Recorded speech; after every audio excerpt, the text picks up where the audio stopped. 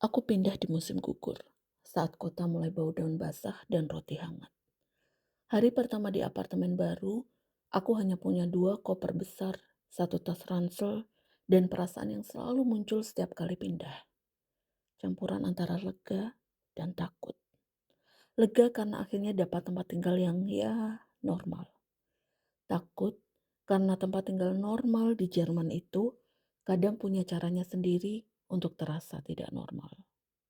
Bangunannya bukan gedung tua yang cantik, tapi juga bukan gedung baru yang bersih. Di antara dua itu, ada dinding putih yang mulai kusam, tangga beton, pintu-pintu kayu, dan aroma permanen yang selalu ada di lorong. Campuran deterjen, cat lama, dan sesuatu yang mirip lembab. Hausmeister atau penjaga gedung menyerahkan kunci dengan cepat, seperti orang yang terlalu lama melakukan pekerjaan yang sama. Ini kunci wonung, ini kotak surat, katanya sambil menunjuk satu persatu. Kela kamu nomor 17. Aku mengangguk. Dia sudah berjalan pergi ketika aku bertanya, Kelanya di mana ya?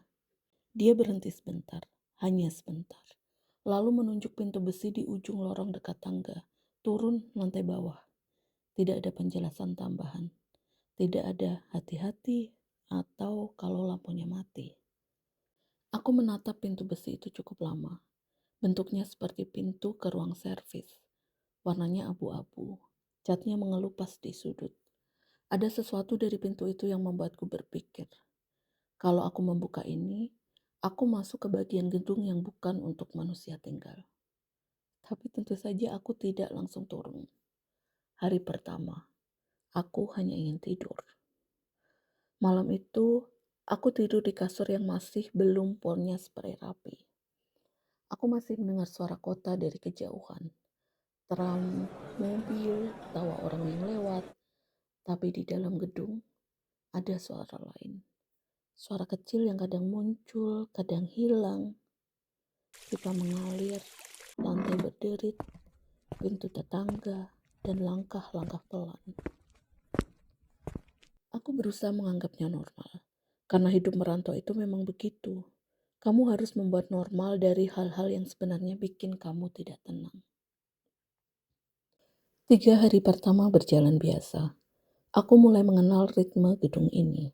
Jam orang-orang keluar kerja, jam oma di lantai 2 menyiram tanamannya di balkon, atau jam anak kecil di lantai 4 lari-lari sebentar lalu dimarahin orang tuanya. Aku bahkan mulai suka tempat ini, sampai aku butuh turun ke Kela. Aku butuh mengambil barang dari kardus, rice cooker kecil, alat masak, dan jaket musim dingin yang belum sempat aku keluarkan. Kardus-kardus itu masih di bawah, kata Hausmeister. Dia yang menaruhnya di ruang Kela sementara aku datang malam. Aku menunda-nunda, karena setiap kali aku berdiri di depan pintu besi itu, aku merasa seperti ada sesuatu yang menungguku di bawah. Hari keempat, hujan turun seharian. Langit abu-abu menekan kota, membuat siang seperti sore. Aku pulang dengan sepatu basah, mood hancur, dan pikiran yang terlalu ramai. Satu-satunya cara menenangkan diri adalah membuat sesuatu yang hangat. Sup, teh, apapun itu. Rice cooker masih ada di kardus, jadi aku berdiri lagi di depan pintu besi. Kunci kecil itu terasa aneh di tangan. Bukan kunci rumah. Kunci rumah membuatmu merasa aman. Kunci Kela itu seperti kunci untuk membuka sesuatu yang seharusnya tetap tertutup. Aku memutar kunci. Klik, pintu besi itu berat. Saat aku mendorongnya, udara dingin langsung menyentuh wajahku, seperti nafas dari bawah tanah. Bau lembabnya lebih kuat dari yang aku kira. Tangga turun ke bawah sempit. Lampu di atas memantulkan cahaya putih yang pucat. Di bawah ada lorong panjang. Pintu-pintu kayu di kiri dan kanan, berderet seperti gigi. Beberapa pintu punya gembok tambahan. Beberapa hanya kunci biasa. Ada label kecil di masing-masing pintu. Nomor yang ditulis tangan. Sebagian memudar. Suara di Kela itu berbeda. Di atas, gedung penuh suara manusia. Pintu, langkah, air, kehidupan. Di bawah, suaranya seperti gedung itu sendiri. Bunyi pipa, getaran harus, dengung listrik jauh. Dan di balik semua itu, sesuatu yang lebih halus. Kesunyian yang tidak kosong. Aku menelan ludah berjalan pelan mencari nomor 17. Nomor 14, nomor 15, nomor 16. Nomor 17 ada di sisi kiri, agak jauh dari tangga. Pintu kayunya lebih gelap dari pintu lain, seperti pernah kena air. Di atasnya ada bekas stiker yang dicabut. Aku memasukkan kunci. Tapi sebelum aku memutarnya, aku sadar sesuatu. Ada pintu lain yang terbuka sedikit. Bukan pintu 17, tapi pintu di seberang lorong. Nomor 12 atau 13, aku tidak yakin. Celahnya kecil, tapi gelap di dalamnya terlihat pekat, seperti lubang. Aku berhenti. Aku tahu secara logika, pintu itu bisa saja tidak tertutup rapat. Tapi ada perasaan yang mengganggu, bahwa pintu itu bukan terbuka. Pintu itu seperti sedang menatap keluar. Aku menunduk, cepat-cepat membuka pintu 17. Di dalam, ruangannya kecil. Ada tumpukan kardusku di sana. Dan benar, aku langsung merasa lega. Aku masuk setengah badan menarik kardus pertama, dan saat aku menyentuh kardus itu, aku mendengar suara pelan dari lorong. Bukan langkah, bukan orang. Lebih seperti gesekan halus. Seolah ada sesuatu yang bergeser di lantai. Aku membeku, menahan nafas, menunggu. Suara itu berhenti. Aku tertawa kecil sendiri. Biasa, aku berbisik. Seakan Kela bisa mengerti bahasa manusia.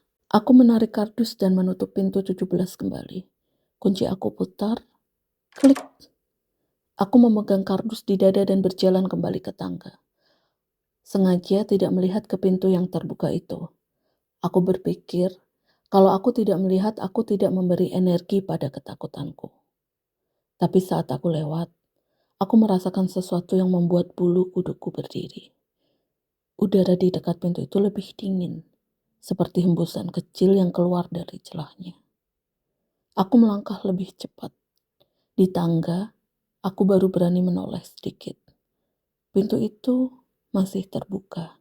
Celahnya nampak lebih besar, tapi mungkin itu hanya karena sudut pandang. Aku naik dan menutup pintu besi dengan cepat, terlalu cepat. Seharusnya di situ selesai.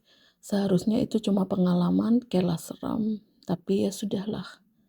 Tapi setelah malam itu, sesuatu di gedung berubah. Bukan berubah secara nyata, tapi berubah di kepalaku. Saat aku berdiri di dapur menunggu air mendidih, aku merasa seperti mendengar suara yang sama.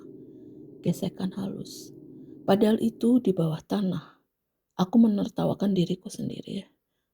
Ku bilang, mungkin aku capek. Hari-hari berikutnya aku mulai memperhatikan hal-hal kecil. Seperti pintu besi kekela yang kadang tidak rapat. Kadang aku lewat dan melihat celah tipis seperti ada yang baru saja masuk atau keluar. Aku tanya tetangga yang paling sering terlihat, seorang ibu muda di lantai 3, apakah dia sering ke Kela. Dia menggeleng, aku jarang turun, cuma 1-2 kali saja. Kamu pernah lihat pintunya kebuka? Tanyaku mencoba santai.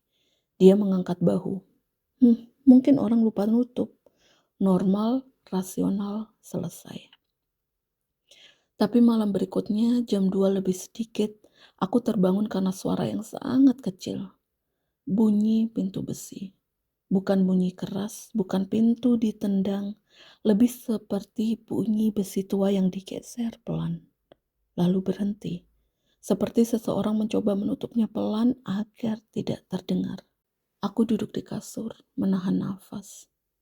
Di luar, lorong apartemen sunyi. Tidak ada langkah. Aku mendengarkan lagi. Tidak ada apa-apa. Aku mencoba tidur kembali, tapi susah. Saat akhirnya aku tertidur, aku bermimpi sedang berdiri di lorong Kela, memegang kunci nomor 17, dan semua pintu di kiri kanan terbuka sedikit, seperti mulut yang menyeringai. Aku bangun dengan keringat dingin, dan besoknya aku memutuskan untuk mengabaikan semuanya. Aku sibuk bekerja, aku sibuk hidup, sibuk jadi orang dewasa di negara orang. Sampai suatu sore saat aku pulang, aku melihat sesuatu di kotak surat. Tapi bukan surat, bukan paket, melainkan sebuah kertas kecil dilipat dan diselipkan di celah kotak suratku. Seperti orang memasukkannya diam-diam. Aku membuka tulisan tangan, tinta hitam dalam bahasa Jerman. Bitte Keller abschließen. Tolong kunci kelanya. Aku bingung. Aku selalu mengunci kela. Pelan, aku menoleh ke lorong. Tidak ada siapapun. Aku menutup kertas itu dan masuk ke rumah, mencoba tidak memikirkannya. Tapi selama malam itu, tulisan itu seperti menempel di otakku. Tolong kunci kelanya. Seolah ada yang memperingatkan, atau seolah ada yang menyuruh.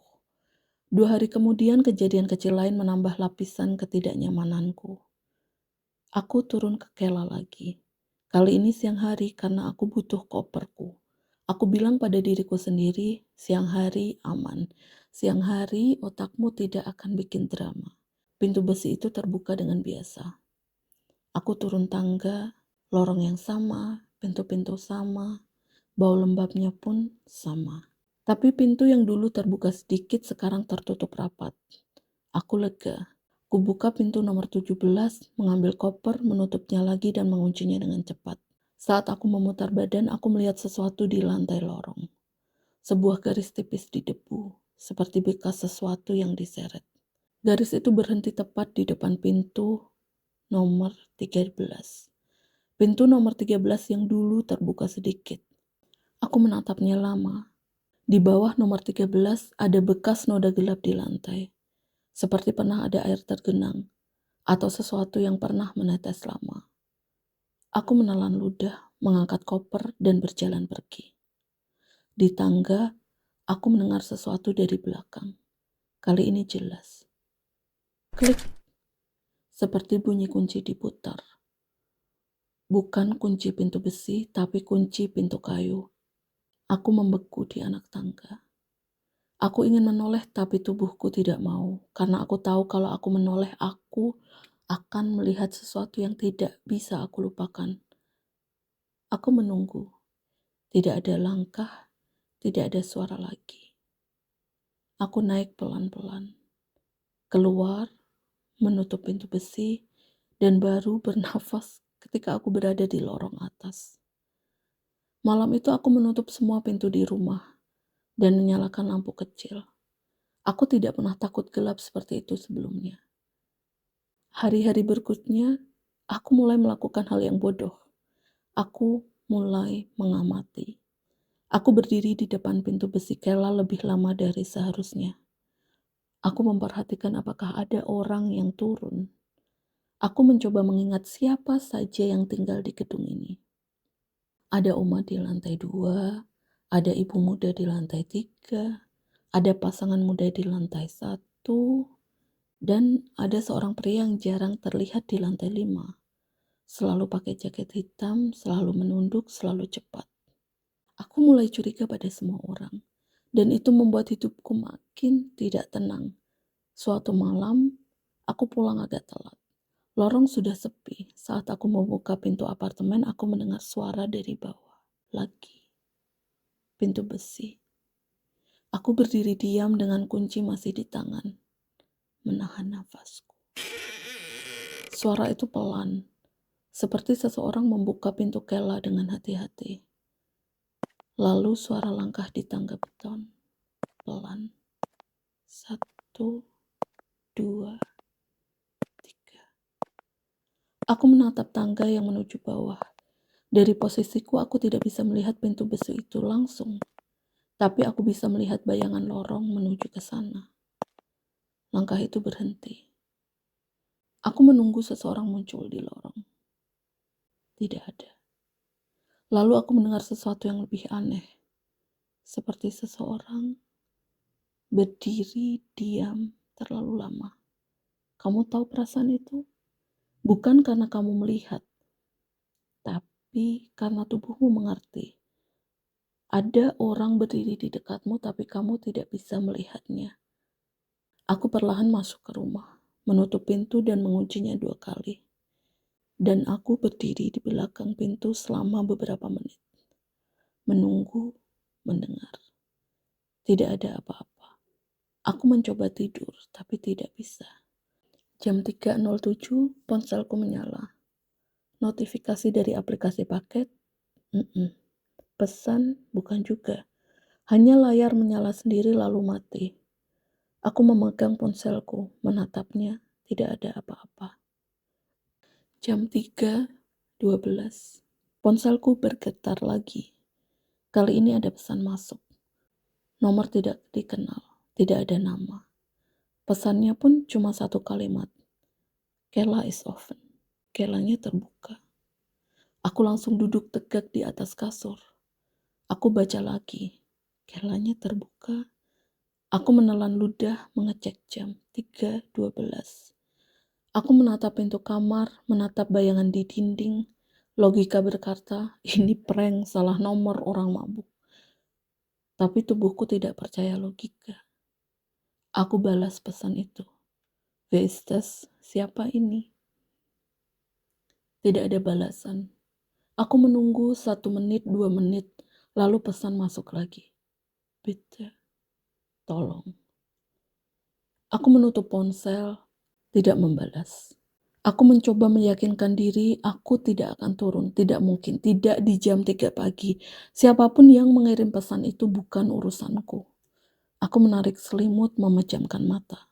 Lalu dari luar, aku mendengar sesuatu yang membuat darahku dingin. Bunyi ketukan. Bukan di pintu apartemenku. Ketukan itu datang dari arah bawah, dari tangga yang menuju Kela. Ketukan pelan, teratur, seolah seseorang mengetuk sesuatu yang keras. Tok, tok, tok. Aku duduk lagi, menahan nafas. Ketukan itu berhenti. Aku menunggu langkah naik. Tidak ada. Aku menunggu suara pintu. Tidak ada. Aku menunggu apapun. Tidak ada.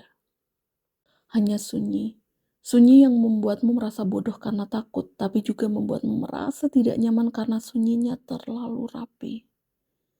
Pagi harinya aku turun ke lorong dengan mata panda. Aku ingin memastikan pintu besi itu tertutup. Dan iya, pintu besi itu tertutup rapat, terkunci.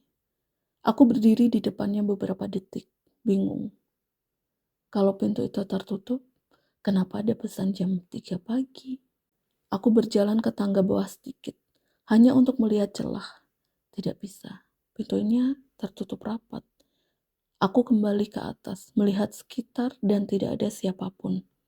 Hari itu aku bekerja dengan gelisah. Aku seperti orang yang membawa rahasia kecil yang tidak bisa diceritakan. Karena kalau aku cerita, orang akan bilang aku overthinking, atau kurang tidur, atau terlalu banyak nonton cerita seram. Sore itu aku pulang lebih cepat.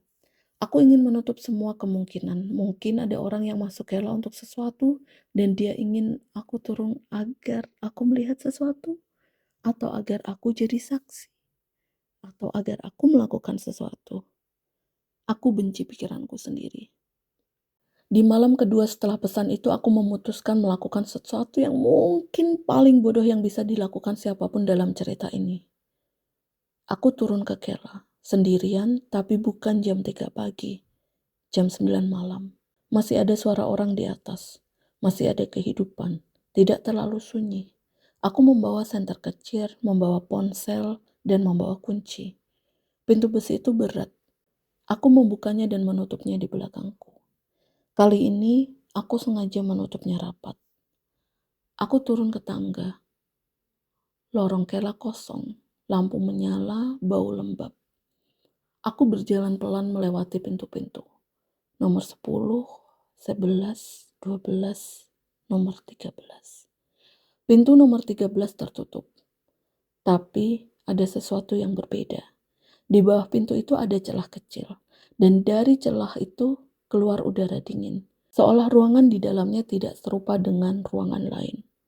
Aku berdiri di depan pintu 13 lebih lama dari yang aku pikirkan. Aku tidak tahu kenapa aku tertarik pada pintu itu. Mungkin karena pintu itu yang terbuka sedikit pertama kali. Mungkin karena garis di debu berhenti di sana. Mungkin karena otakku butuh satu jawaban dan satu titik untuk meletakkan rasa takutku. Aku menunduk melihat gemboknya. Tidak ada gembok tambahan, hanya kunci biasa. Dan aku tidak punya kunci itu, tentu saja tidak. Aku mundur setengah langkah. Dan saat itulah aku mendengar sesuatu dari dalam pintu 13. Bukan suara keras, bukan suara jelas. Lebih seperti nafas yang tertahan. Seperti seseorang berdiri di balik pintu, sedekat itu dan tidak ingin aku tahu dia ada di sana. Aku membeku. Aku memegang senter, tanganku gemetar, dan aku menyorot sedikit ke lantai, ke celah bawah pintu. Tidak ada bayangan kaki, tapi nafas itu ada. Aku ingin lari, aku ingin naik tangga dan tidak pernah turun lagi. Tapi aku juga, dan ini bagian paling buruk dari rasa takut, aku ingin memastikan. Aku mendekat lagi, pelan menempelkan telinga ke pintu. Aku bisa mendengar sesuatu yang membuat jantungku serasa berhenti. Suara gesekan dari dalam. Seperti kain menyentuh kayu. Seperti seseorang menggeser posisinya pelan. Aku mundur cepat. Dan pintu 13 bergetar sedikit. Bukan karena didorong, tapi seperti ada sesuatu menyentuhnya dari dalam. Aku menahan diri untuk tidak berteriak. Aku langsung berbalik, berjalan cepat ke tangga, hampir berlari. Aku naik 2 anak tangga sekaligus, tidak peduli kalau jatuh. Di atas aku mendorong pintu besi, tapi pintu besi itu tidak langsung terbuka. Aku menarik lagi. Tidak. Aku menarik kuat, dan pintu besi itu seperti tertahan sesuatu. Jantungku memukul-mukul. Aku menelan ludah, dan aku mendorong dari sisi lain mencari celah. Dan di saat itu, aku mendengar suara di belakangku, di bawah tangga. Bukan langkah, bukan napas. Seperti suara pelan yang sangat tidak manusiawi. Seperti kuku menyentuh beton. Seret, seret, seret. Aku tidak menoleh. Aku menarik pintu besi sekali lagi, seluruh tenaga dan akhirnya terbuka.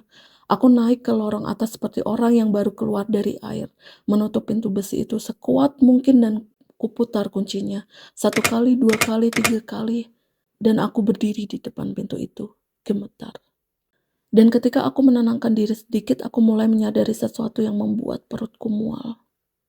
Pintu besi itu sebenarnya tidak bisa terkunci dari luar kalau ada yang menahan dari dalam. Pintu itu model lama. Kamu bisa mengunci dari atas, tapi kalau ada sesuatu yang menyelip di mekanismenya dari dalam, pintu itu akan terasa berat seperti tadi. Aku langsung mundur dari pintu itu. Aku masuk ke rumah dan menutup semuanya. Malam itu, aku tidak tidur. Besoknya aku melakukan hal yang paling masuk akal. Aku menghubungi Hausmeister. Aku bilang, maaf aku mau tanya.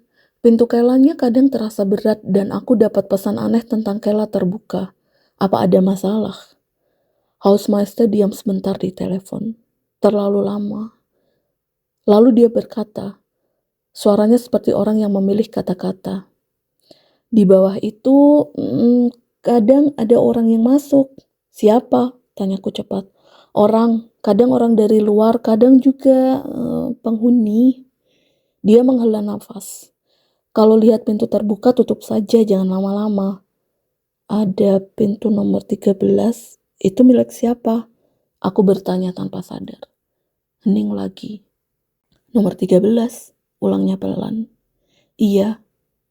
Dia tidak langsung menjawab. Lalu dia berkata, itu sudah lama kosong. Kosong? Aku mengulang.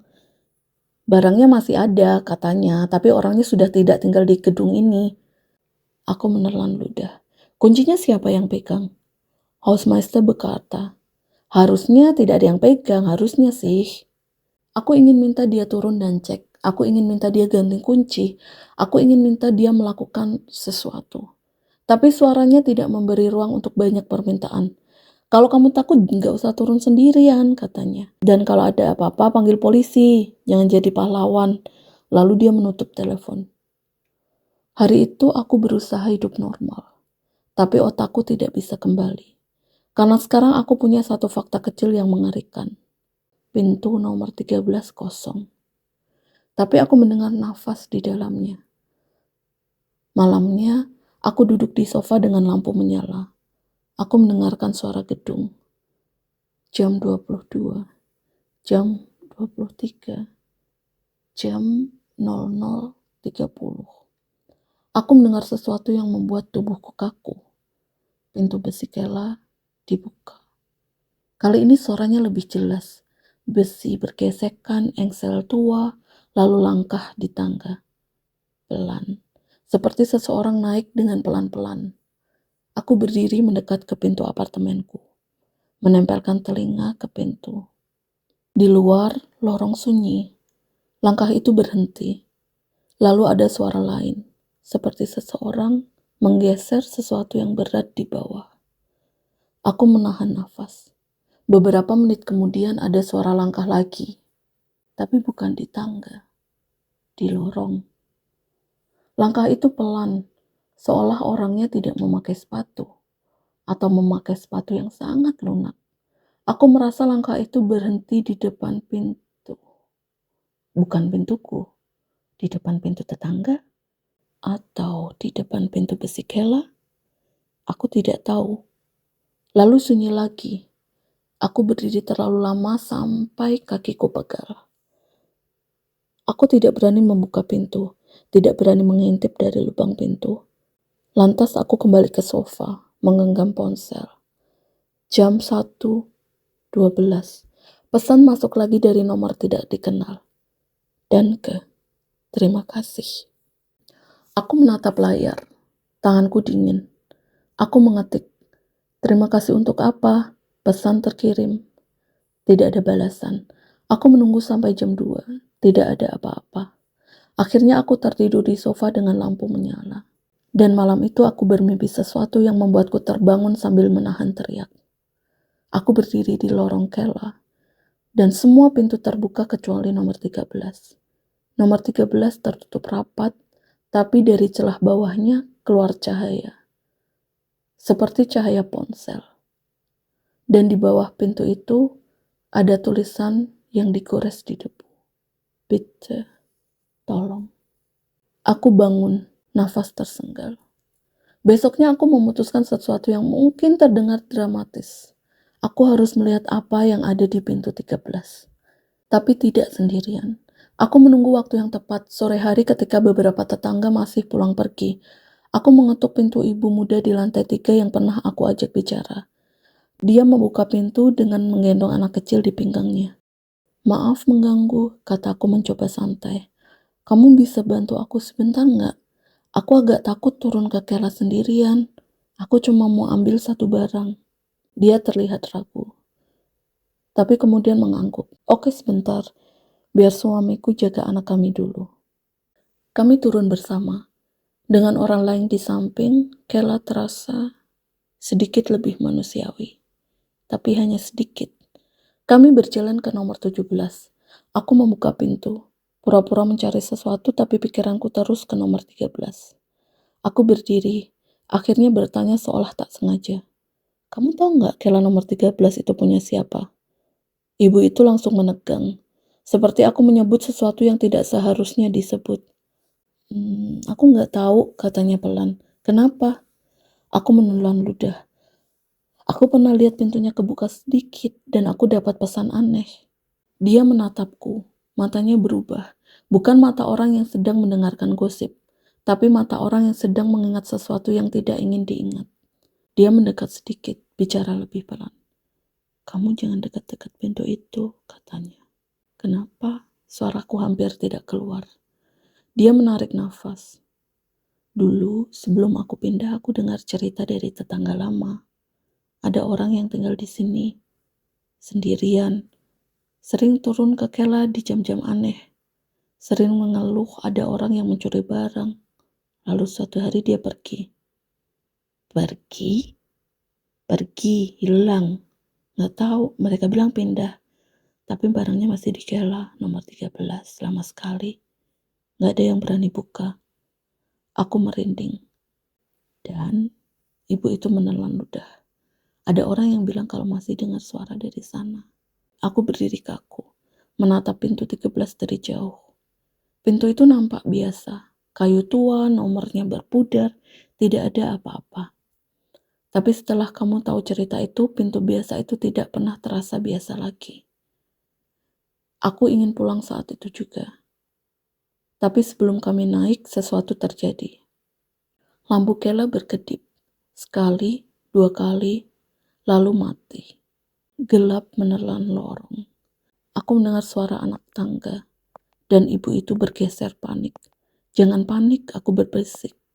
Meski suaraku sendiri gemetar. Aku menyalakan senter di ponselku. Cahaya kecil itu memotong gelap. Dan di ujung lorong, di dekat pintu nomor 13, aku melihat sesuatu yang membuat dunia terasa miring. Pintu nomor 13 terbuka sedikit. Padahal tadi tertutup rapat. Celahnya kecil, tapi cukup untuk menelan cahaya. Aku merasa ibu itu menarik lenganku. Kita naik, sekarang. Aku mengangguk cepat. Kami berbalik. Tapi sebelum kami bergerak, dari dalam celah pintu nomor 13 terdengar suara pelan, sangat pelan, seolah keluar dari tenggorokan yang sudah lama tidak dipakai bicara. Bukan bahasa yang jelas, bukan kata. Lebih seperti orang mencoba bicara tapi suaranya pecah.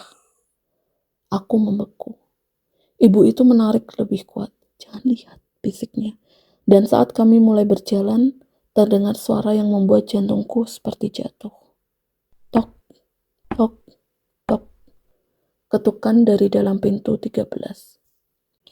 Tidak cepat, tidak panik. Ketukan yang sabar. Ketukan yang seperti mengetuk dari sisi lain dunia. Aku dan si ibu hampir berlari ke tangga. Aku menyorot senter ke arah tangga, tidak berani menyorotnya ke belakang. Kami naik. Di atas, pintu besi terbuka. Kami keluar. Dan lampu lorong atas menyala normal, hangat. Seolah gedung ingin bilang, kalian cuma berhalusinasi. Ibu itu gemetar. Aku juga. Kami berdiri sebentar, tidak saling bicara. Lalu si ibu itu berkata pelan, kamu jangan turun lagi, serius, jangan. Aku mengangguk. Dia kembali ke apartemennya tanpa menoleh. Aku masuk rumah, menutup pintu, dan menguncinya. Malam itu, aku tidak tidur. Aku menunggu. Jam 1, jam 2, jam 3:12. Ponselku menyala. Pesan dari nomor tidak dikenal. Nih alleine, jangan sendiri. Aku menatap layar, tanganku bergetar. Aku mengetik, kamu siapa? Kamu di mana? Tidak ada balasan. Aku duduk di lantai di dekat pintu, menatap gagang pintu seperti orang yang menjaga benteng. Dan pada titik tertentu, aku sadar sesuatu yang membuatku merasa lebih takut, sekaligus lebih dingin. Pesan itu tidak terdengar seperti ancaman. Pesan itu terdengar seperti peringatan, seolah pengirimnya ingin menyelamatkanku dari sesuatu. Tapi kalau begitu, dari siapa? Hari-hari berikutnya aku berhenti turun ke Kela. Aku menyimpan semua barang di rumah meskipun sempit. Aku menolak ketakutanku untuk berubah menjadi kebiasaan. Aku mencoba hidup seperti biasa. Tapi satu hal tidak berhenti, pesan-pesan itu. Tidak setiap malam, tidak teratur. Kadang aku cuma dapat satu kata. Kadang zu spät, terlambat. Kadang heute nicht, jangan hari ini. Aku berhenti membalas. Aku memblokir nomor itu. Tapi pesan tetap masuk dari nomor berbeda. Seperti orang yang tidak peduli diblokir. Seperti orang yang hanya butuh satu hal, membuatku tahu. Suatu sore aku pulang dan menemukan kertas kecil lagi di kotak surat. Kali ini tulisannya lebih panjang, dan tulisannya lebih berantakan, seperti ditulis tergesa-gesa. Wenn du die Tür hörst, bleib still. Wenn du den Namen hörst, antworte nicht. Und wenn du denkst, du bist alleine, Nih runtah. Aku menelan ludah, menerjemahkannya pelan-pelan. Kalau kamu dengar pintunya, diam. Kalau kamu dengar namamu, jangan jawab. Dan kalau kamu pikir kamu sendirian, jangan turun. Aku duduk di lantai lorong apartemen, memegang kertas itu, seperti orang yang baru saja menemukan aturan permainan yang tidak pernah ia minta untuk dimainkan. Aku ingin pergi dari gedung itu. Aku ingin pindah.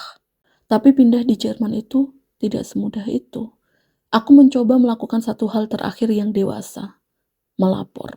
Aku pergi ke Hausmeister lagi, kali ini langsung siang hari, dan aku bawa kertas itu. Dia membacanya cepat, wajahnya tidak berubah, tapi matanya menunjukkan kelelahan yang tidak wajar. Ini siapa yang kasih? Tanyanya. Nggak tahu, jawabku. Tapi ini udah berkali-kali dan pintu Kela 13, Hausmeister mengangkat tangan memotong. Kamu nggak usah urus pintu nomor 13. Kenapa semua orang bilang begitu? Suaraku naik. Ada apa sebenarnya? Dia menatapku lama sekali. Lalu dia berkata pelan, hampir seperti mengaku. Kadang ada orang yang tinggal di tempat yang tidak seharusnya. Kadang orang dari luar masuk. Kadang penghuni lama tidak benar-benar pergi. Aku menelan ludah. Maksudnya? Hausmeister menarik nafas, lalu berkata satu kalimat yang membuatku merasa seperti sedang berdiri di tepi sesuatu yang dalam. Pintu itu pernah dikunci dari dalam. Aku membeku. Dikunci dari dalam? Ulangku. Dia mengangguk pelan. Polisi pernah datang beberapa tahun lalu. Mereka bilang pintu itu dikunci dari dalam, tapi tidak ada orang di dalam. Dan setelah itu mereka mengganti pintu. Lalu kenapa masih? Karena kunci bisa diganti, kata Hausmeister, suaranya datar. Tapi kalau sesuatu mau tetap tinggal, dia akan cari cara. Aku menatapnya, tidak percaya. Hausmeister menurunkan suara. Kamu tinggal sendirian kan? Aku mengangguk. Dia menghela nafas. Dengar, jangan turun ke Kela sendirian. Jangan buka pintu yang bukan milikmu. Kalau dapat pesan, jangan diikutin. Dan kalau suatu malam kamu dengar seseorang memanggil namamu dari arah bawah, jangan jawab. Aku menelan ludah. Karena, tanyaku, walau aku tahu aku akan menyesal mendengar jawabannya. Hausmeister menatapku lama, lalu berkata, karena orang yang memanggil kamu itu bisa saja bukan orang. Aku pulang dengan kaki lemas. Malam itu aku mematikan semua lampu kecuali satu. Aku duduk di sofa, memegang teh hangat menatap pintu. Aku bilang pada diriku sendiri, semua ini bisa dijelaskan. Mungkin ada orang homeless di Kela. Mungkin ada penghuni aneh yang suka prank. Mungkin aku terlalu cemas. Tapi jam 3.12, semua teori itu runtuh. Karena aku mendengar sesuatu yang tidak bisa dijelaskan oleh teori manusia. Dari bawah, dari arah pintu besi, aku mendengar suaraku sendiri. Seseorang di bawah memanggil namaku dengan suaraku. Pelan, hampir manis. Seperti aku sedang memanggil diriku sendiri dari ujung lorong. Rere. Aku membeku di sofa. Tubuhku dingin. Aku menutup mulut dengan tangan agar tidak menjawab secara refleks. Suara itu mengulang. Rere. Ada jeda. Lalu, Rere, turun. Aku menangis tanpa suara. Aku menatap pintu, aku menunggu gagang pintu bergerak. Aku menunggu ketukan, aku menunggu apapun, tapi tidak ada. Hanya suaraku dari bawah, memanggil pelan, sabar. Seolah tahu manusia punya rasa penasaran yang tidak bisa dilawan. Aku memejamkan mataku erat-erat, menggenggam ponsel. Aku tidak menelepon siapapun. Karena apa yang akan aku katakan? "Halo polisi, ada seseorang di bawah memanggil namaku dengan suaraku sendiri." Aku akan terdengar gila. Suara itu berhenti sekitar jam 3.20. Aku duduk sampai matahari naik. Pagi itu aku mengambil keputusan yang paling sederhana, paling manusiawi. Aku akan pergi dari gedung itu. Mungkin tidak hari itu, tidak besok, tapi aku akan mulai mencari apartemen baru. Aku akan mengakhiri ini, tidak peduli seberapa sulitnya. Aku membuka laptop, mulai mencari iklan. Tapi saat aku membuka email, ada satu email baru dari Hausverwaltung atau manajemen gedung. Subjeknya, Keller Inspektion. Zugang erforderlich. Inspeksi Keller. Akses diperlukan. Email itu bilang minggu depan akan ada inspeksi Keller. Semua penghuni diminta memastikan Keller bisa dibuka. Aku membaca ulang. Inspeksi Keller. Aku tertawa kecil, pahit. Tentu saja. Tentu saja ketika aku akhirnya ingin lari, gedung ini membuatku harus turun lagi. Sepanjang minggu itu aku tegang. Aku menunggu hari inspeksi seperti orang menunggu operasi. Ekstra di hari itu, aku mengambil libur kerja. Hari inspeksi datang, sore hari, ada 2 orang dari manajemen dan tentunya Hausmeister. Mereka membawa clipboard, membawa senter besar, dan ekspresi yang pura-pura santai. "Kita cek cepat saja," kata salah satu orang. Kami turun bersama. Aku ikut karena aku belum membuka pintu kelaku. Dan dengan 3 orang di lorong kela, tempat itu terasa agak normal. Lampu menyala. Suara mereka memantul di beton. Mereka cek satu persatu.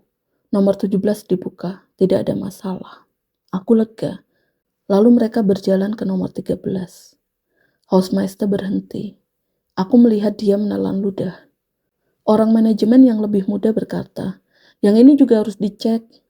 Hausmeister nampak ragu, tapi dia mengangguk, mengeluarkan kunci yang bukan kunci biasa, kunci master. Aku berdiri agak jauh, tidak ingin terlalu dekat. Kunci masuk, dia memutar. Klik, pintu nomor 13 terbuka. Udara dingin keluar, lebih dingin dari ruangan lain. Senter disorot ke dalam. Aku melihat kardus-kardus lama, sepeda kecil, lemari tua, kain-kain, barang yang ditinggalkan begitu saja. Normal. Terlihat terlalu normal. Orang manajemen masuk satu langkah, menyorot senter ke sudut. Tidak ada orang, katanya. Hausmeister mengangguk cepat, seperti ingin menutup pintu itu dengan segera. Tapi sebelum dia menutup, orang manajemen itu berkata, ini apa?" Dia menyorot senter ke dinding bagian dalam. Dan aku melihat sesuatu yang membuat kulitku seperti ditarik. Di dinding dalam kela nomor 13 ada goresan-goresan. Bukan tulisan rapi. Goresan seperti orang mengukir dengan benda tajam, kecil-kecil, berulang. Seperti seseorang menghitung hari. Dan di bawahnya ada satu kalimat yang lebih besar, lebih dalam, seperti ditulis dengan penuh tenaga. "Bitte nicht antworten." Tolong jangan menjawab. Aku menutup mulut. Orang manajemen itu menoleh ke Hausmeister. "Ini siapa yang tulis?" Hausmeister pucat. Dia tidak menjawab.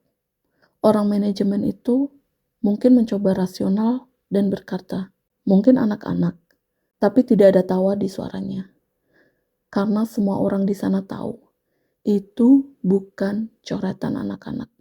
Itu permohonan. Hausmeister menutup pintu nomor 13 dengan cepat. Kunci diputar. Klik, cukup, katanya. Kita lanjut. Kami langsung cek kela lainnya. Aku tidak berani pergi sendiri, jadi aku menunggu semua proses ini selesai. Tapi selama itu semuanya terasa seperti kabur. Aku hanya bisa memikirkan satu hal. Jangan menjawab. Dan malam itu, jam 3.12 suara itu kembali. Suaraku sendiri, dari bawah. "Rere," aku tidak menjawab. "Rere." Aku menutup telingaku. "Rere, aku di sini." Aku menggigil. Lalu pelan, Suaranya berubah. Tidak lagi terdengar seperti suaraku sepenuhnya. Ada sesuatu yang salah. Seperti rekaman yang diputar setengah rusak. Rere, buka, buka. Aku tidak bergerak. Suara itu berhenti. Dan untuk pertama kalinya setelah semua malam-malam itu aku mendengar langkah naik. Pelan, satu anak tangga. Dua. Aku menahan nafas. Langkah itu berhenti. Lalu ada ketukan. Bukan di pintu apartemenku. Ketukan itu datang dari dinding. Dari arah yang tidak mungkin. Ketukan pelan, dekat. Seolah sesuatu mengetuk dari balik dinding dalam rumahku. Tok, tok, tok. Aku menangis tanpa suara. Aku memegang ponsel. Akhirnya menelepon seseorang, siapapun, teman, tetangga, lain manapun. Tanganku gemetar sampai salah pencet. Tapi sebelum panggilan tersambung, ketukan itu berhenti. Sunyi. Dan ponselku bergetar. Pesan masuk. Nomor tidak dikenal. Good. Bagus. Aku menatap layar, nafasku patah. Aku mengetik satu kalimat entah kenapa seperti orang yang akhirnya menyerah ingin tahu. Apa yang kamu mau? Pesan masuk. Dass du still bist. Supaya kamu diam. Aku menelan ludah. Aku mengetik lagi. Siapa kamu? Balasannya datang lambat. Seperti orang mengetik dari tempat yang sinyalnya buruk. Ich bin der unten bleibt. Aku adalah sesuatu yang tinggal di bawah. Aku langsung mematikan ponsel. Aku duduk diam sampai pagi hari. Dan pagi itu aku tidak lagi mencari apartemen baru pelan-pelan. Aku mencari dengan panik. Aku menghubungi semua orang yang aku tahu. Aku memasang iklan Suche nach Miete, Suche neue Wohnung. Bahkan sebelum aku punya jawaban resmi, aku siap kehilangan uang deposit. Aku siap apapun itu. Karena aku akhirnya mengerti inti dari semua ini. Gedung ini tidak ingin aku turun. Gedung ini ingin aku menjawab. Dan selama aku tidak menjawab, selama aku diam, mungkin aku aman. Hari kepindahan datang lebih cepat dari yang aku kira. 2 minggu kemudian aku berhasil dapat apartemen kecil dari kenalan. Malam terakhir di gedung itu aku mengemas barang-barang. Aku tidak turun ke Kela. Tidak. Semua barang yang tersisa di sana aku relakan. Jam 2.50, aku duduk di lantai, dikelilingi kardus-kardus pindahan. Aku menunggu jam berlalu. Jam 3.12, ponselku menyala terakhir kalinya di sana. Pesan masuk. Du geht's. Kamu pergi. Aku tidak balas. Pesan berikutnya. Schade. Sayang sekali. Aku menutup mata. Dan dari bawah aku mendengar suaraku sendiri sekali lagi. Pelan, hampir sedih. Rere. Aku menggigil. Lalu suara itu berkata sesuatu yang berbeda. Sesuatu yang membuatku merasa seperti jauh. Kalau kamu gak jawab, aku akan cari orang lain. Aku berdiri cepat, mengambil kunci, tas, jaket, membuka pintu apartemenku. Lorong gelap. Lampu sensor belum menyala. Aku berjalan cepat ke tangga, dan saat aku melewati pintu besi Kela, lampu sensor menyala. Dan aku melihat sesuatu yang membuatku berhenti. Di celah bawah pintu besi itu ada selembar kertas diselipkan keluar. Seperti seseorang mendorongnya dari dalam. Tanganku gemetar. Aku seharusnya tidak mengambilnya. Tapi aku mengambil kertas itu. Di kertas itu tulisan tangan yang berantakan. Satu kalimat. Wenn du meinen Namen hörst, antworte nicht. Kalau kamu dengar namaku, jangan jawab. Aku menelan ludah. Di bawah kalimat itu ada satu kata lagi. Satu nama.